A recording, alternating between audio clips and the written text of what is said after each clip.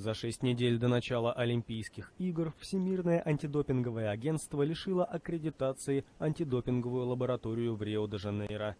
По информации источника, знакомого с решением, оно связано с техническими ошибками, из-за которых допинг-пробы давали ложный положительный результат.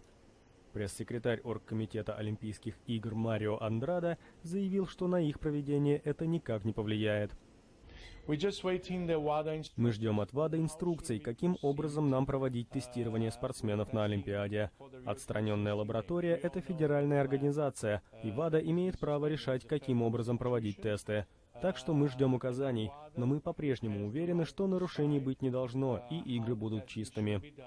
Аккредитация лаборатории приостановлена на 6 месяцев. Это решение может быть обжаловано в спортивном арбитражном суде в Лозанне в течение 21 дня с момента получения уведомления. Представители лаборатории пока не прокомментировали ситуацию.